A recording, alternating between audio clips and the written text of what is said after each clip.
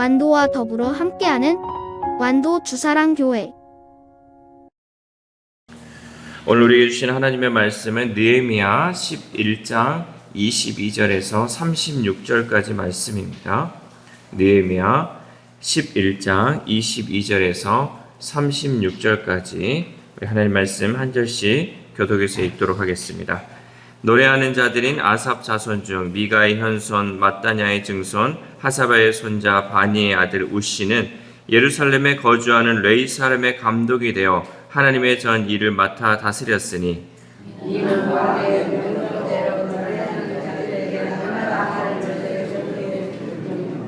유다의 아들 세라의 자손 곧 무세사벨의 아들 부다히아는 왕의 수하에서 백성의 일을 다스렸느니라.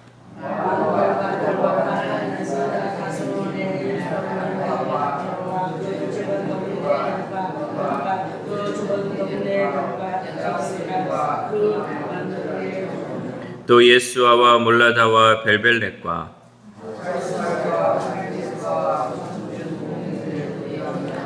또 시글락과 무구나와 그 주변 동네들에 거주하며 또 산와와 아둘람과 그 마을들과 라기스와 그 들판과 아세가와 그 주변 동네들에 살았으니 그들은 브엘세바에서부터 흰놈의 골짜기까지 장막을 쳤으며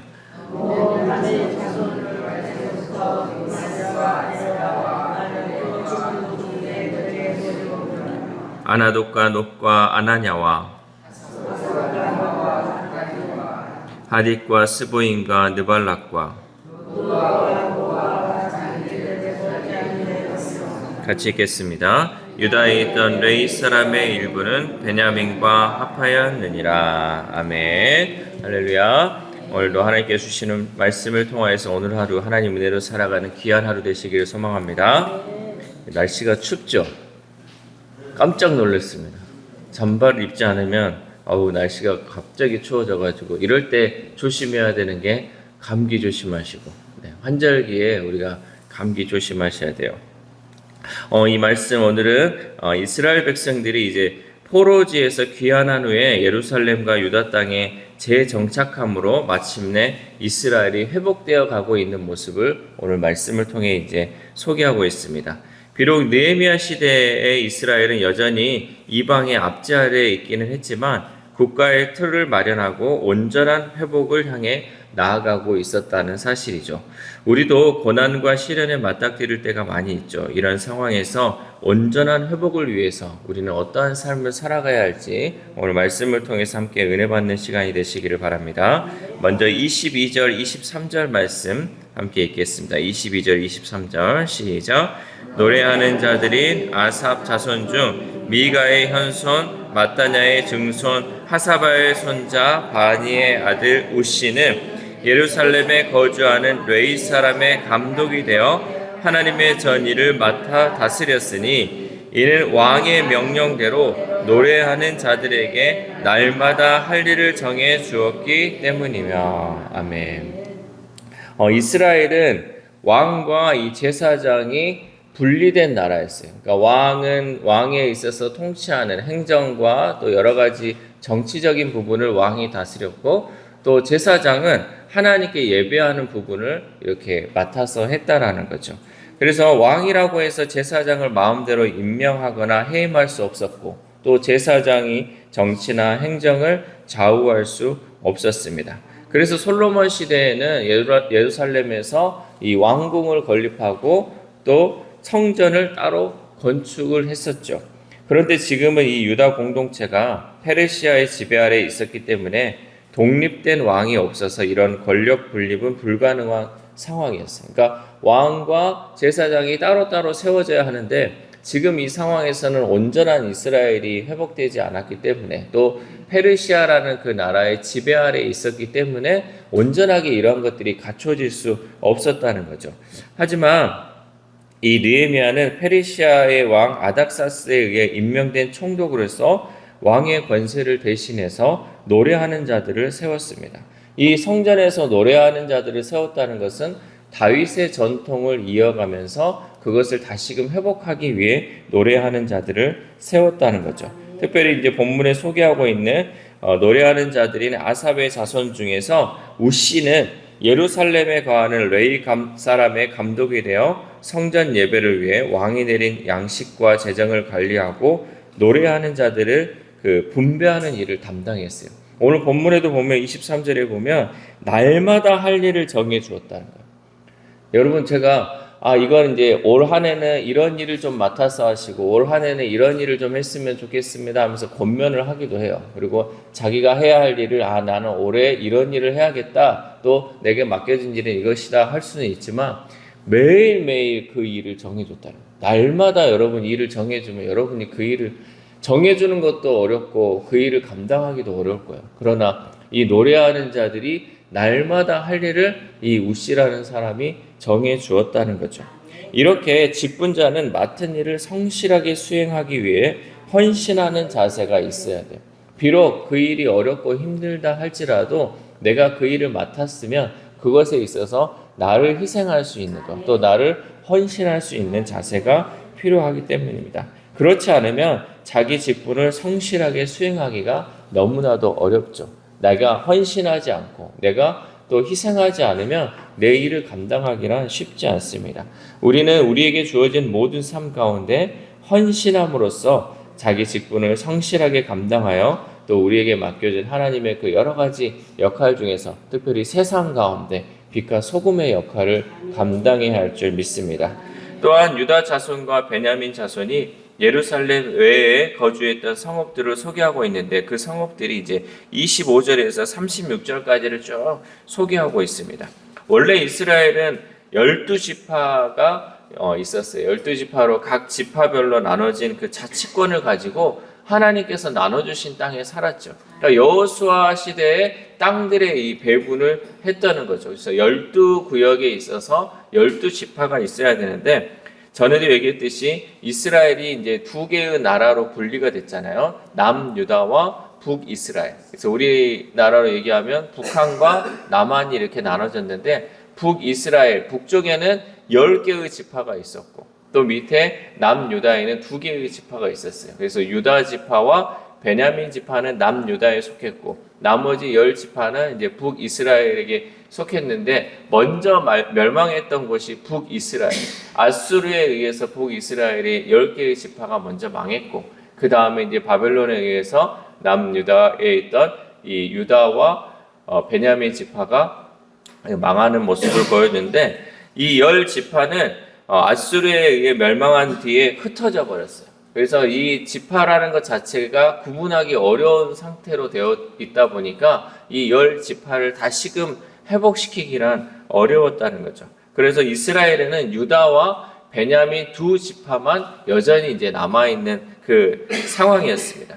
그래서 느헤미야는 이 두 지파가 차지한 땅의 위치를 이렇게 다시금 서술함을 통해서 새롭게 하나님의 백성이 그 땅을 차지하게 되었음을 우리에게 말씀하고 있죠. 우리 30절 말씀 함께 읽겠습니다. 30절 시작. 또 사노아와 아돌람과 그 마을들과 라기스와 그 들판과 아세가와 그 주변 동네들에 살았으니 그들은 브엘세바에서부터 흰놈의 골짜기까지 장막을 쳤으며. 아멘. 이 브엘세바에서부터 흰놈의 골짜기라는 표현은 유다 지파가 하나님이 허락하신 그 영역을 차지했다고 이것은 여호수아 시대에 유다 지파의 분배된 땅과 거의 일치함을 보여주고 있다라는 거죠.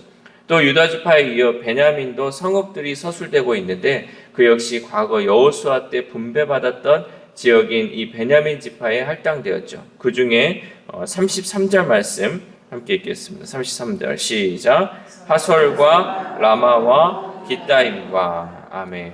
이 라마라는 지역이 어디냐면 사무엘의 부모님이 살았던 그 엘가나와 한나의 고향이 라마였어요. 이 라마가 회복되었다는 것은 결국 사무엘, 이스라엘의 부흥의 초석을 다졌던 그 사무엘이 살았던 또 사무엘의 부모님의 그 고향이었던 곳이 다시금 영토가 회복됨을 통하여서 다시금 이스라엘 백성이 부흥의 그 초석을 다지고 있음을 말씀하고 있습니다. 우리나라도 이 부흥의 초석을 다지기 위해서는 우리에 있어서 무너졌던 것들이 다시금 회복되어 다시 일어설 수 있기를 기도해야 할 줄 믿습니다. 이렇게 이스라엘 백성들 또 이스라엘의 예루살렘 권세가 회복됨을 통하여서 유다와 베냐민의 백성이 회복되고 또한 옛 영토들을 차지하게 되는 모습을 오늘 보여주고 있습니다. 여러분, 처음에 느헤미야가 이 예루살렘 성벽, 예루살렘으로 향했던 첫 번째 목적이 무엇인지 아십니까? 첫 번째 느헤미야의 사명은 뭐였냐면 불탔던 성벽과 또 성문을 다시금 재건하는 것이 그의 사명이었어요. 그러니까 그가 이 총독에 의해서 제가 다시금 예루살렘, 이스라엘 땅으로 가서 그곳을 불탔던 성벽 또 성문을 재건함을 통해서 이방의 침투, 이방의 그런 압제로부터 이 이스라엘 백성들을 보호하는 게 그의 첫 번째 목적이었어요. 그래서 처음에 52일 만에 이 예루살렘 성벽이 다시금 재건이 되었어요. 그런데 하나님께서는 이 느헤미야가 이 성벽만을 재건하는 것이 아니라 하나님이 원했던 것은 이 느헤미야를 통하여 다시금 흩어졌던 이스라엘 백성들, 또 무너졌던 예배들, 이 모든 것들을 회복시키며 나아가는 것을 보여주고 있다라는 거죠. 여러분, 우리는 눈에 보이는 것만이 회복되는 것이 끝이 아니라 눈에 보이지 않지만 하나님이 이루시는 그 공동체가 다시금 회복되고 무엇보다도 예배가 다시금 회복되기를 하나님은 원하고 계십니다.